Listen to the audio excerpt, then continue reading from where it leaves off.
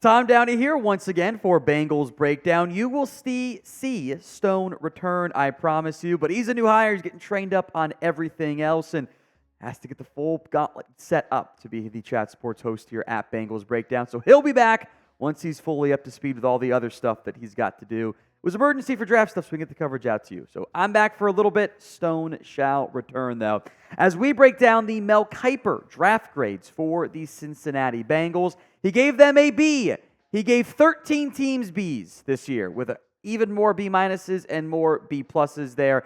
He viewed the Bengals' needs as wide receiver, defensive tackle, offensive tackle, and accused the Bengals of reaching on some picks this year. He wrote, quote, with 10 selections here, the Bengals were able to target their roster holes, but they overdrafted a couple of guys, which limits the ceiling on this grade. Now, I myself on the chat sports grades for all 32 NFL teams, I gave the Bengals an A-, which I like their draft a lot. I think there are some things I agree with on Mel, but my overall grade was clearly much higher. We, both myself and Stone, will not go anywhere. I know the off seasons here can get a little bit boring, less impactful, less intriguing, but we're still going to talk about everything you need to know about the Cincinnati Bengals. So hit that sub button if you haven't already, youtube.com/BengalsTV. Now, if you want some more reaction from what Stone had to say on the Bengals draft grades and more in depth on some of these players beyond what Mel thought, check out our Bengals draft grades video. That, of course, is available on the channel. Now, I am a large fan of a large human in Amarius Mims, the Bengals pick in round 1 out of Georgia. All the things he does, the upside, the talent, the ability, I was so intrigued by. I had him as a top 15 player in this year's class. Here's what Mel wrote on Mims. He might have been a top 5 pick if he had a little more experience. He made just 8 career starts at Georgia. He has outstanding physical abilities and some of the largest arms I've ever seen. He likely slots in as a rookie starter at right tackle. Mims has 36 and an eighth inch arms, which is just wildly impressive there. For me, he's not raw. He's just inexperienced. I love the ability for Mims. I think this was a fantastic selection by the Cincinnati Bengals. He's bigger than Tyron Smith, who's a giant human being. There are times I'm like, this is like the right tackle version of Andrew Whitworth. Like, he's a fantastic athlete. I was not a coward. I gave him a first-round grade. I love that selection by the Bengals in round 1. Was truly one of my favorite first-round fits. I think he's a great fit in Cincinnati. So grade the Bengals draft class for me. A, B, C, D, or F. You can sound off in the comments, pinned comment of today's video. That ad comes on YouTube. Great. Take advantage of it. A, B, C, D, or F. We'll merge the defensive tackles here together because that's what Mel Kiper did. Kris Jenkins, the defensive tackle out of Michigan, and McKinnley Jackson, the DT out of Texas A&M. I was a little bit lower on both of those guys than where they went. Maybe not as low as Mel, though. Here's what he wrote. Defensive tackles Kris Jenkins, the 49th overall pick, and McKinnley Jackson, pick number 97, are better run defenders than interior pass rushers. But they'll immediately help a defense that ranked 32nd in yards per play allowed a year ago. I graded Jackson more of a 5th rounder. Now, I had Jenkins in the 3rd round, although several of the defenders that I had above or below him had already gone off the board. So the only guy that I had above that was left, I believe, was Ruka. So it's a little bit of a reach, but he was the best available DT left, and he wasn't going to make it to your next pick in the 3rd. So I get that from Cincinnati. I do think he's at his best as a run-defending 3 technique, and that, I think, is something you desperately needed. So I think the fit is really good for Cincinnati. McKinnley Jackson I had at 123 overall on my board, and they're 1, I think, defensive tackle. No nose guards left that I had graded above him. So again, I think that the need for Cincinnati trying to find a run-stopping nose guard, which I think Jackson has the upside to be. I thought he was a lot better in 2022, though. Made it a logical fit for Cincinnati. I do think this means, and if it wasn't already clear, I think now it is, the Zachary Carter is on his way out in Cincinnati. Maybe he makes it as like defensive tackle 5, but a team is clearly not counting on him being a piece long term. I have no complaints about double dipping at defensive tackle. The value wasn't perfect, but there wasn't a ton of value that I thought was really available with the way the board fell.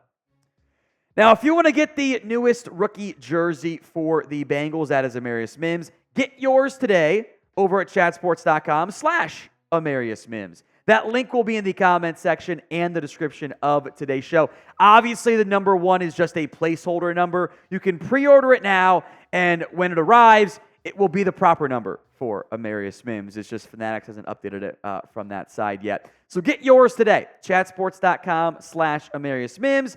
And if you want to look around for maybe a Jermaine Burton jersey, you can also head over there. Burton was the pick at number 80 overall. He was a third-round grade for me, my number 71 overall player. I did not have many receivers left on the board at that time when he was taken. Here's what Mel Kiper wrote, though. Cincinnati reached for wideout Jermaine Burton over guys I had graded above him, including Jalen McMillan, Roman Wilson, and Troy Franklin. And Burton also has some off-the-field concerns. He's a talented player and a deep threat for Joe Burrow, but he's no guarantee to be a future T. Higgins replacement. All right, so first of all, nobody's guaranteed. I kind of think that's kind of a lame argument of of course, it's a third-round pick. Nothing is guaranteed. I did have Franklin and Wilson graded above them. Wilson didn't last much longer. Franklin did. I did not have McMillan ahead of Jermaine Burton, though. So this was the right range I thought he should have gone in. I think he offers inside-outside flexibility. I think he is a good deep ball threat. I called him streak because his best route is the streak, the go route, and he's kind of a streaky player. He does have that dog in him. Sometimes it's also the beware of dog sign because he gets a little bit too out of control there. I do like the pick here of Burton, though, for Cincinnati. It's a player we had talked about being a potential fit for the Bengals. I think that the inside-outside, I think he spent about 20% of his time in the slot, makes him a very good fit for the Bengals in round 3. What was your favorite pick the Bengals made in the 2024 NFL Draft? Go ahead and drop that player or player's name in the comments section. Josh Newton out of TCU in the 5th round, also good value for me. I had him 136 overall, a 4th/5th round grade. Here's what Mel wrote. Quarterback Josh Newton is undersized. He ran an underwhelming 40-yard dash at the combine, but he was super productive in the Big 12. Newton, by the way, in terms of the 40-yard dash time, did post a 4.51, which isn't great for his size. Slightly underwhelming there. Mostly average athletic testing, but he showcases press man ability. I thought there's a chance he ended up going higher than where I had him graded. Obviously, was not the case there. The Bengals also double-dipped at tight end on day 3. Erick, the tight end out of Iowa, was the pick in the 4th round. And then much later, Tanner McLachlan out of Arizona in the 6th round. So Mel kind of grouped these guys together. So again, we're going out of order, but we'll do the same thing here. Here's what Mel wrote on the tight end picks. Tanner McLachlan finished at number 100 on my board, and the Bengals got him nearly 100 picks later. I had him rated higher than the other tight end they took, Erick because of his upside as a receiver.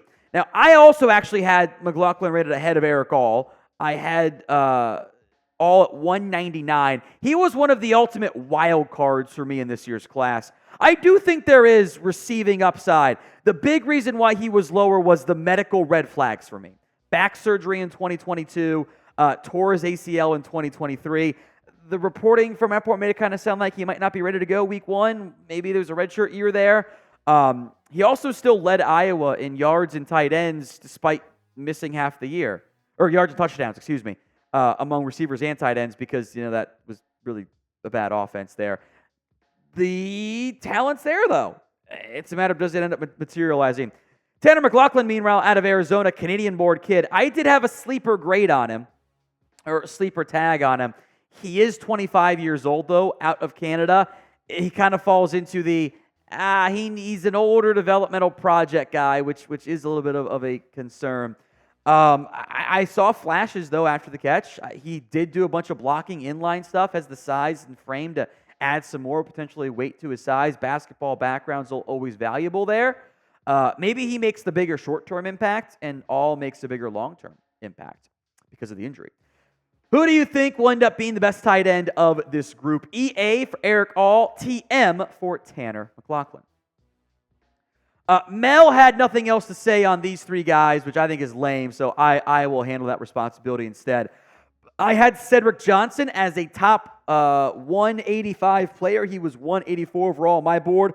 5th/6th round pick. They got him in the 6th. Home run selection there. Deshaun Anthony, also a 5th/6th round grade for me. Number 190 on my board. And I love the pick of Matt Lee. 5th round grade was inside my top 150. That was one of my favorite 7th round selections. A lot of players the Bengals took I had graded right in that range or even higher. That's why I gave it an A-.